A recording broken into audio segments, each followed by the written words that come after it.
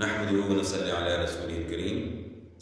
آج ہم جس وظیفے کے متعلق بات کریں گے وہ ہے لا الہ الا انت سبحانک انی کنت من الظالمین۔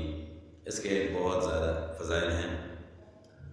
اگر کوئی بندہ مصیبت کے اندر گھرا ہوا ہے اور یہ دعا پڑھتا ہے جو کہ یونس علیہ السلام نے پڑھی تھی اور اللہ تعالیٰ نے جو ہے ان کو نجات دی اور مچھلی کے پیٹ سے باہر نکلے،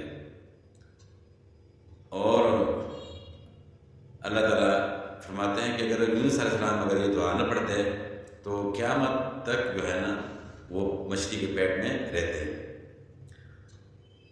لَلَبِثَ فِي بَطْنِهِ إِلَى يَوْمِ يُبْعَثُونَ۔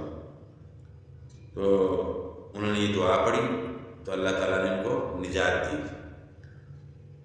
تو جو بندہ مصیبت کے وقت پڑھتا ہے، خواہ وہ اسپتال کے اندر ہے اور ڈاکٹروں نے جو ہے جواب دے دیا ہے اور پریشانی کے عالم میں ہے، مصیبت کے اندر گھیرا ہوا ہے، کوئی ذریعہ جو ہے نا وہ نہیں ہے، تو اس وقت جو ہے صرف واحد ذریعہ جو ہوتا ہے وہ اللہ تعالیٰ کو پکارنا ہوتا ہے۔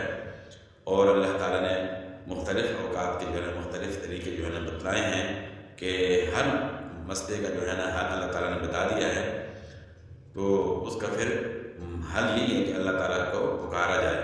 ایسے وقت میں جب سارے ذریعے سارے واسطے جو ہے نا ختم ہو جاتے ہیں تو اس وقت صرف اللہ تعالیٰ کو پکارنا ہوتا ہے۔ تو اللہ تعالیٰ نے یہ دعا جو ہے نا یونس علیہ السلام کے ان کی زبان پہ جاری کی، لا الہ الا انت سبحانک انی کنت من الظالمین۔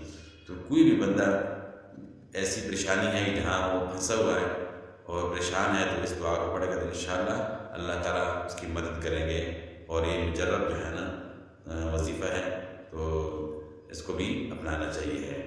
والسلام۔